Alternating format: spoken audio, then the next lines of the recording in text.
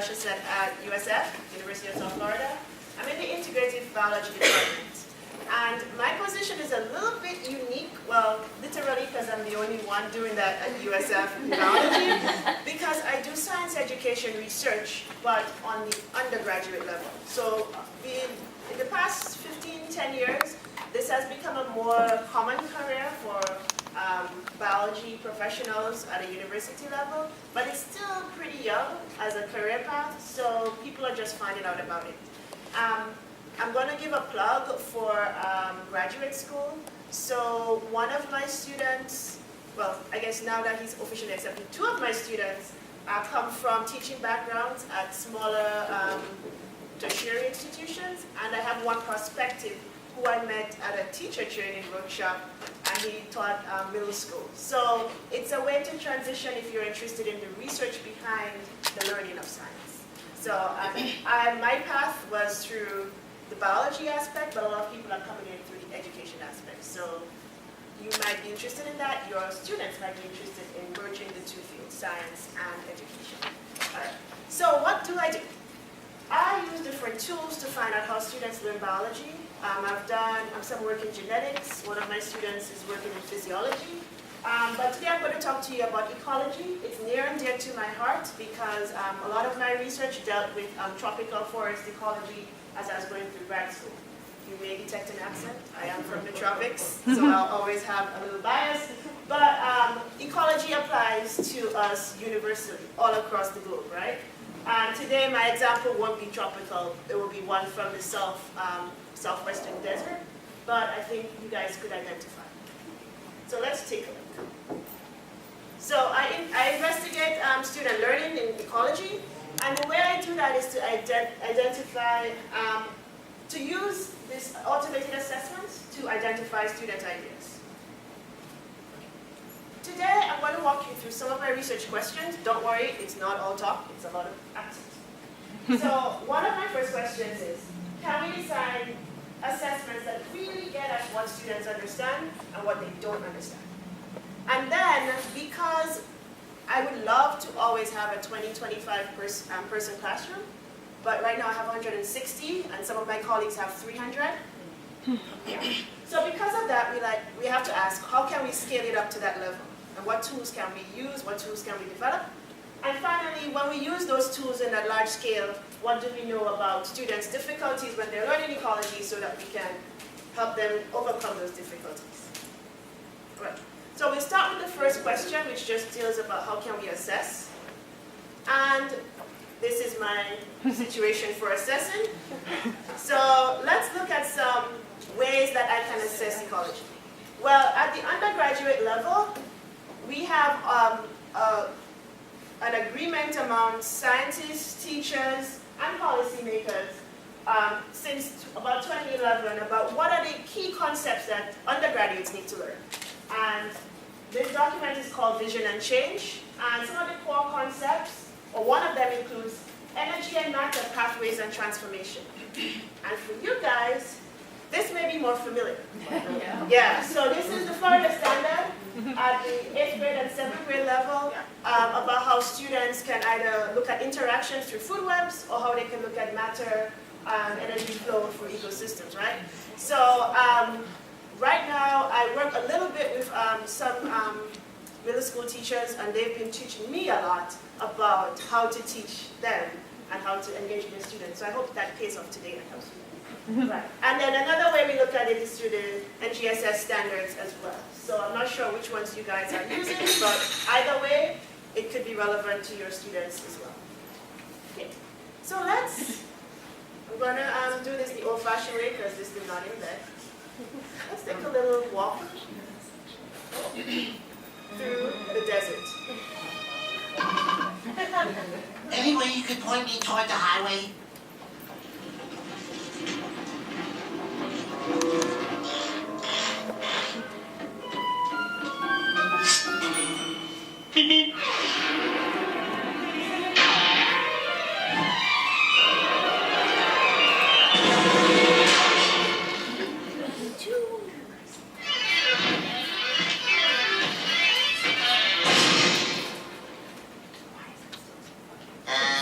Any way you could point me toward the highway?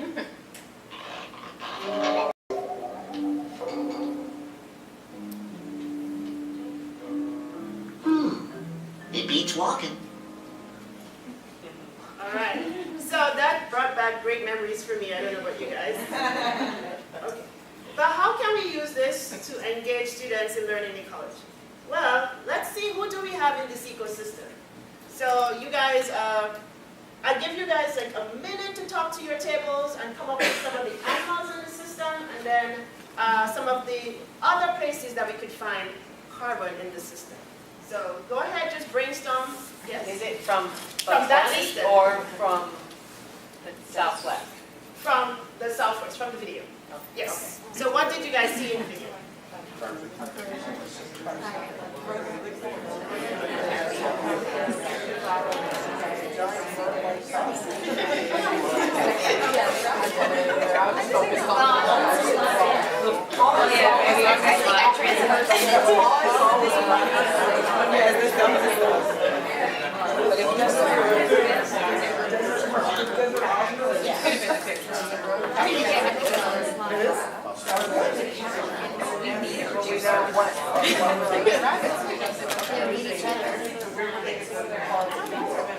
How is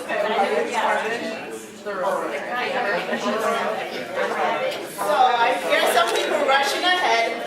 So that means everybody has at least a few animals that we have in the video. So based on the video, what animals did we see in the desert environment? Coyote, roadrunner, rabbit. Okay, so we have our animals in the system. Okay. Let's go a little bit forward. So these animals have carbon within them, right? Because they're biological systems. But where else could we find carbon in that video? Air. Air, okay. Where else? Soil. Soil. Plants. Okay. What was that? The wood, yes. Yes, exactly. All right, so we have the air, the soil, and plants. So now, some people are already ahead, but not everybody was discussing that. So where do these animals and plants get their carbon from? So take a minute, brainstorm. Where can they get their carbon? Yes. Where do they get their carbon? You could get it from the coyotes, the rabbits.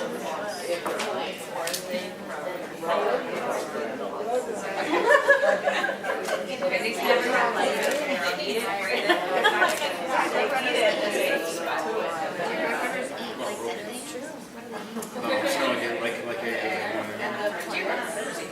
They're small, right? They're not that big. They're small. Yeah, they're small, right? And they're not like so, but I'm assuming they eat like seeds or like insects. Maybe I would say insects. I would say probably insects, but they're small. They have a really short Yeah.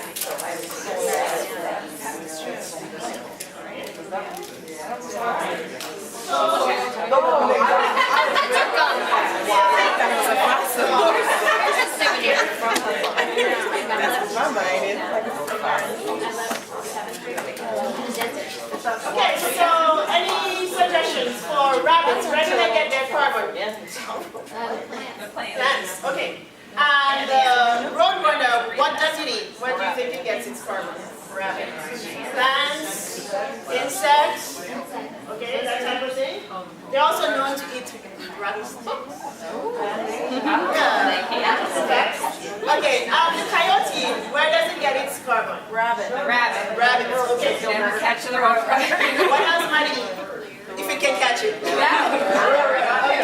And then what about plants? Where do they get their carbon? Atmosphere. Atmosphere. In the form of Carbon CO2. dioxide. Great. Okay.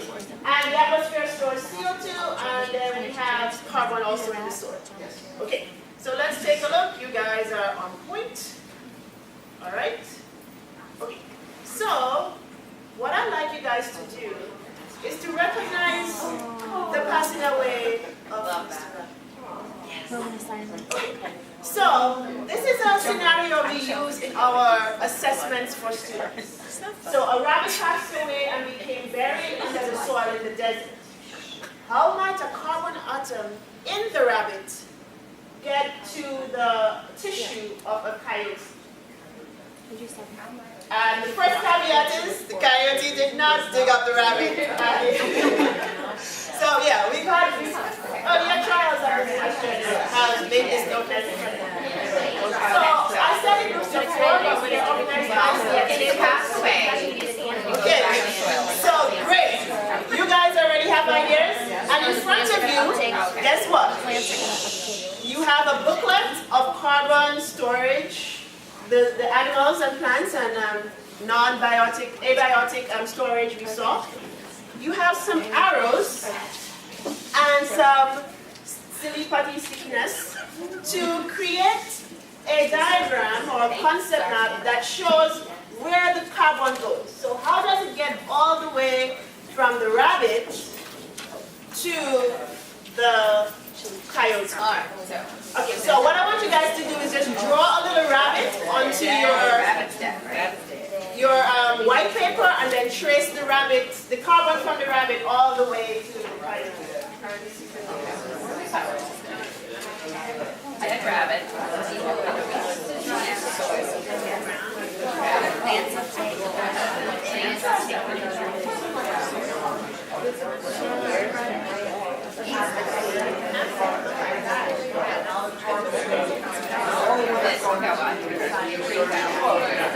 The bunny's gonna go back to its Go back.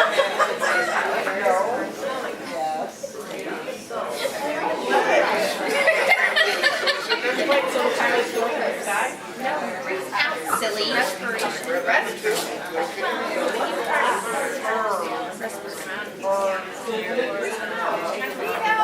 Perfect accent.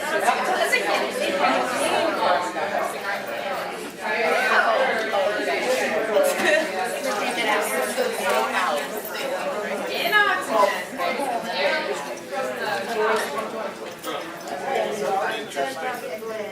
How is it going back into the dead bunny? The bunny is dead.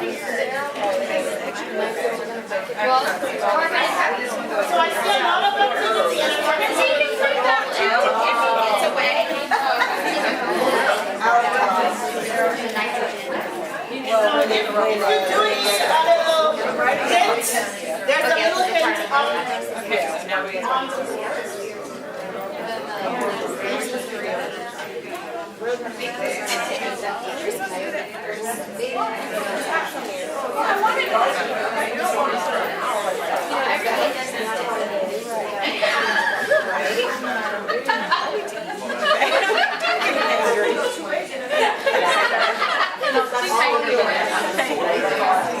everybody grows.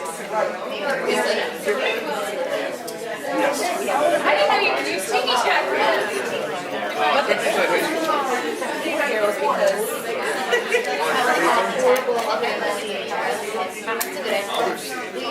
But of course it's fun. The teacher next door would be like, did you lose to It was you, wasn't it? It was you. Go back to you. I didn't want to take it. They said that, That was interesting. yeah, That was interesting. Keep telling us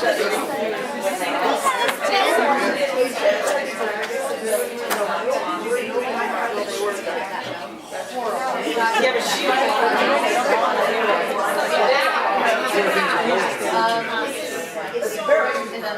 so how do you say is that very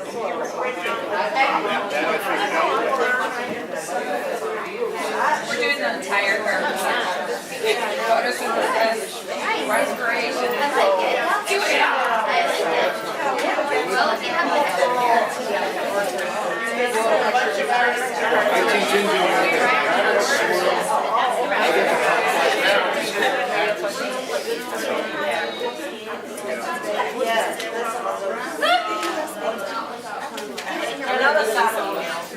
in your personal show.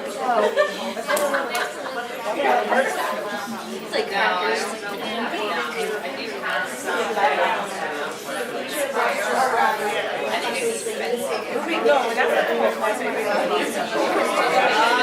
Yeah.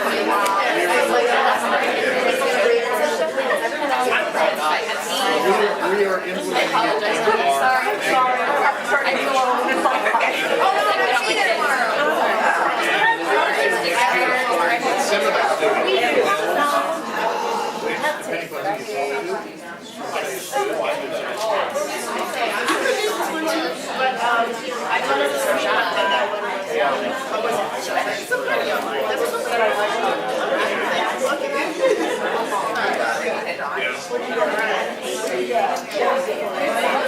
Okay, so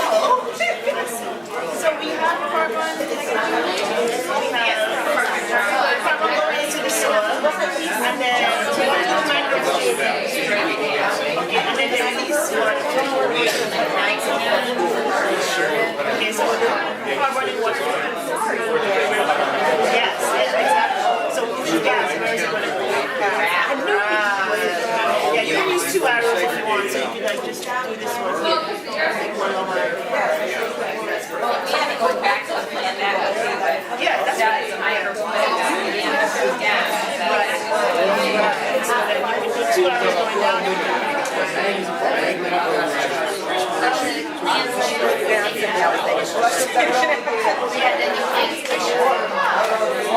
Okay, alright, so I think most groups are done. So in the interest of time, I know, you're right. let's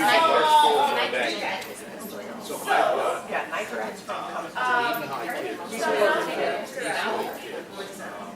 okay, so Mr. Rabbit was in the soil and buried, and most people have the first arrow going to the from the rabbit to the soil. Okay, so the decomposers are in the soil, the microbes, and what are they doing? Breaking it down. Okay, so when they break it down, what do they release? Gas. Gas in the form of CO2. Okay, so if you're releasing CO2 gas, where is it going to go? Atmosphere. To the atmosphere. So then we're going to go to the atmosphere. Okay, and then once we're in the atmosphere, who takes in the CO2? Plants take in the CO2, and then the plants use the CO2 to do what process? Photosynthesis. And then the photosynthesis, well, sorry, not the photosynthesis. The plants, the cactus or whatever plant, is eaten by Bird. by the bird in this case, because we have a roadrunner, it does eat cacti. And then the carbon goes from the roadrunner to, yeah, when he eats it, if he catches it. Great. All right, so anybody had that type of diagram that you could hold up and show? There was my sister. Okay, yeah, great. There we go. All right, so here we have a nice example. And the great thing about this is you get to exercise your artistic ability. You don't have to go in a straight line. You can make it circular or hard where you want it. So this is just one beautiful example. So this is one way we interact with students by asking them in an assessment to tell me what's happened. So in class, we can do it as an activity. But as an assessment, we can actually ask them to just write about it. Tell me what happened to the rabbits, right? Okay. So, what assessments can we use? We can use assessments that are written, but we can also use activities as a form of assessment. Because you can monitor how your groups are placing the organisms, you can check to make sure the arrows are going in the right way. I've had times when students put the arrows in the wrong direction. You can evaluate, you can make it more complicated than I did. Some of the groups that I talked to, I asked you guys what process. If you want to, you can make that part of the activity itself. So you could give the students the processes and say, put them in the right place, or you could just ask the students to create the processes themselves. And you can discuss the forms the carbon takes and have students, or have students transfer this to like a Florida ecosystem. So it's a great small activity for class, but I also use it as an assessment. Okay. So now that I know this is a great assessment, how do I scale it up for my class of 160 or my colleagues' class of 300? Yes. So we make it a written assessment. So what do we need to do? Well, this is usually what happens with written assessments, right? You have a large class and the students turn in all these written assessments, which do a great job of telling us what they know, right? And if we can read it all, then we say, oh, we really know what our class is thinking. But as you can see, that instructor is kind of sweating. He's like, oh. Because it's really hard to give individualized feedback to 200 students writing. So this becomes impossible sometimes just to read it, and to give feedback is almost always impossible. So I use computerized lexical analysis, also known as text analysis, to help the grading or scoring or evaluation process. And I'll tell you a little bit about what that is. So it helps me help other instructors do the grading or assessment part, and then we get reports that it can give feedback to the students. So there are a few steps. We take the students' responses to the same question that I just showed, and then we have to do two things. We have to code them. So if we are looking for whether students told us the carbon went from the roadrunner to the coyote, we have to read the responses and code for them. So the first time we run this, I need about 200, 300 or more responses just to create the program to code it. And then, so that means I have several people in my lab reading responses and coding it and making sure everybody's on the same level. The other thing we do is we use the human coding to do some machine learning where we run the analysis through different algorithms. What it basically does is take the words and the phrases and looks at them like as variables in an equation, and gives us a model that can help us predict future responses. So this is what it looks like. Coding scheme. So you guys actually are pretty familiar with my coding scheme because I look for processes like decomposition and photosynthesis, and I look for correct pathways, which represents true scientific ideas. So where is the carbon going from the rabbit to the into the soil, right? Incorrect pathways from the soil to the cactus, because we know now that the soil, the microbes in the soil are releasing the carbon dioxide gas into the air. So this is what my coding usually looks like. So I'll give you a moment to read this response.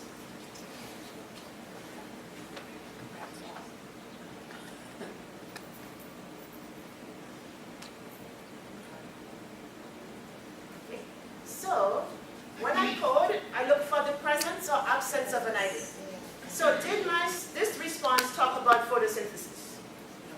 Yes. So you guys got it. And did it talk about decomposition? Yeah. Okay. Oh, that's one. And did it talk about carbon going from the atmosphere to the plant? Yes. Yes, to the cactus. And did it talk about carbon coming from the soil to the cactus? No. Okay, so if it's not there, you put a 0. So those zeros and ones become the data that the computer processes. So you guys can do this one all on your own, and then I will take your coding into consideration.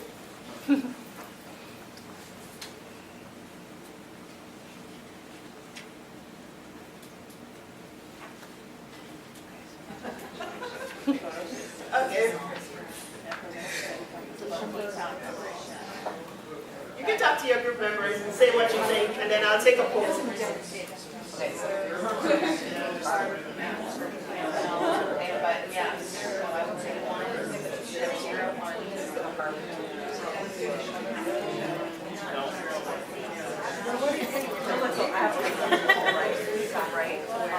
Okay, what do you guys think? They do. Okay, so photosynthesis? No, they don't. Okay, decomposition. Yeah. 1, 0. Carbon from the atmosphere to the plant. And from the soil to the plant.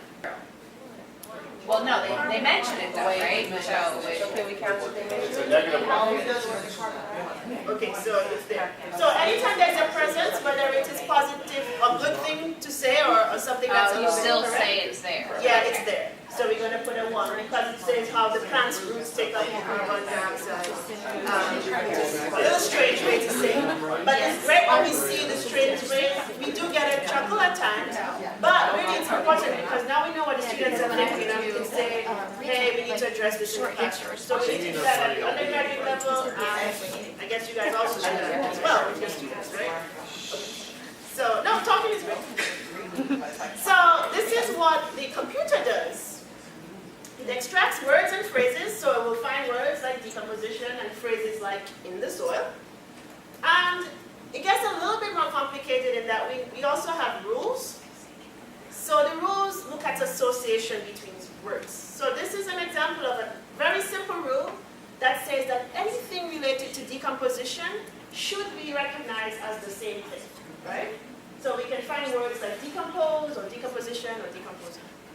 All those words mean the same thing to the computer.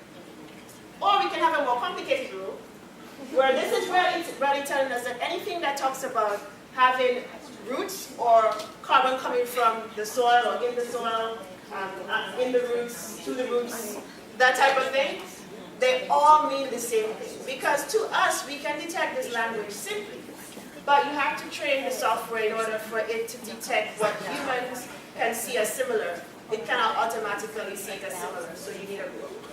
So we use those rules to create models, and then we analyze the models. So how do we know how a model is doing?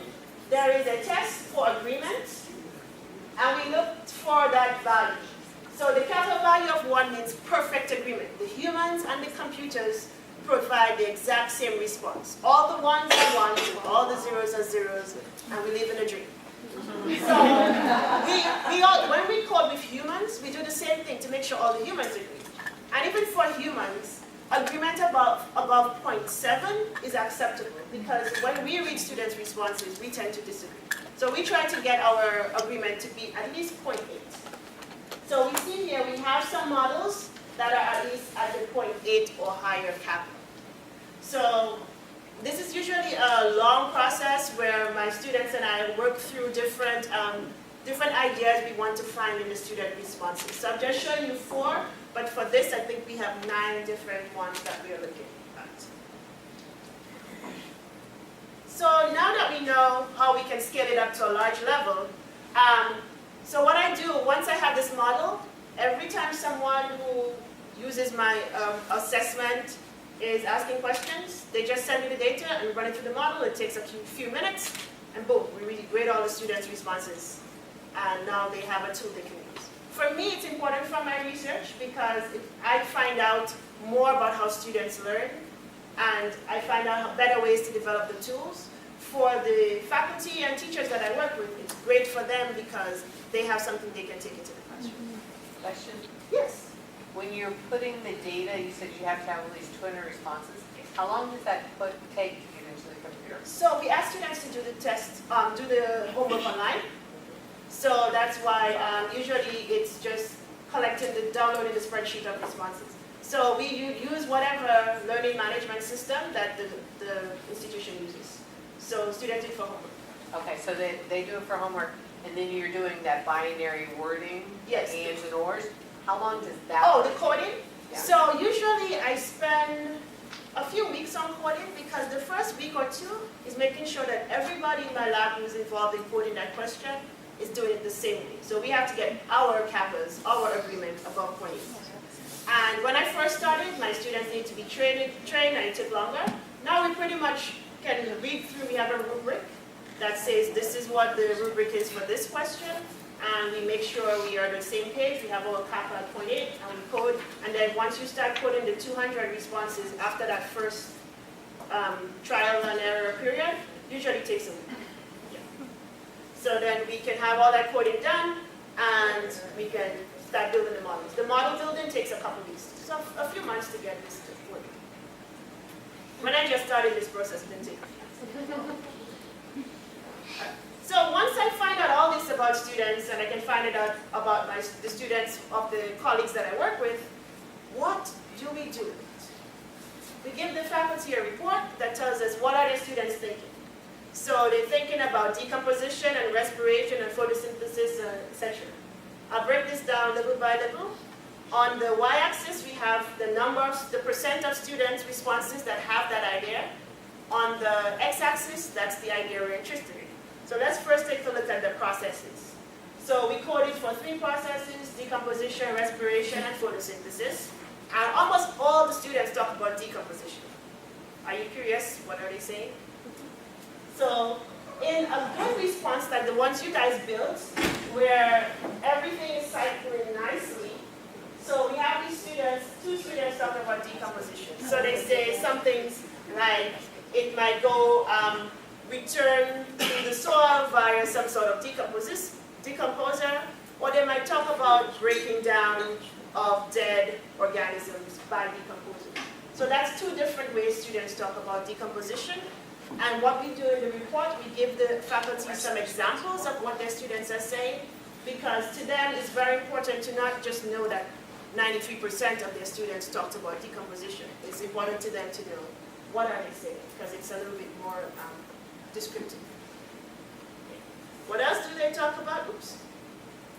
We looked at some correct pathways, like from the atmosphere to the cactus, from the cactus to the herbivore, which we grouped any bird or any herbivore together, not just the rootworm. So we have 20% of students, for that particular atmosphere to cactus stage, 20% of students got that connection correct. And that's a tricky one, because sometimes students say that it goes to the soil and then to the from the soil to the cactus. So they might say things like it's released into the atmosphere and used by the plant to grow, or they might say carbon atoms in the atmosphere in the form of carbon dioxide taken up by the cactus, which performs photosynthesis. So a very detailed response and a very sparse response are both interpreted as a one. So we want a model that can pick up all of that in the students' responses. And then we have some of the less correct ideas. So if a student said from the soil to cactus, then we have, about 21% of the class that I'm showing here did this, where they went straight from the soil to the cactus, and they said it in a number of ways. The nutrients were absorbed by the cactus, or the decomposition, and the plant's roots absorb the decomposing material. So different ways that students can express themselves help the faculty know what they're talking about. So what conceptual difficulties do students face? Well, we found that students are having difficulty understanding the flow from carbon from the soil to the atmosphere. Instead, they had the idea that the carbon would go from the soil to the plant directly, to the cactus. And this is not something that is unique to undergraduate students. There is a lot of literature showing that it's also found in K-12 students as well. As students learn, they tend to develop more sophisticated ideas, and we see less and less of that misunderstanding happening. So what do the faculty do with this? So the faculty I work with, they like to get some insight into why the students are making mistakes. Because usually they use multiple choice questions in their 100, 300 person classrooms. And they know students have problems with carbon cycling, but what? So now they can look at each step and see where the problem is.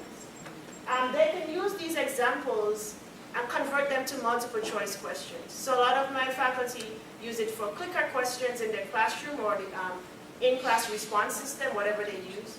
You can use it for Kahoot examples, if you all use that in your classroom, to use their own words as the multiple choice options, right?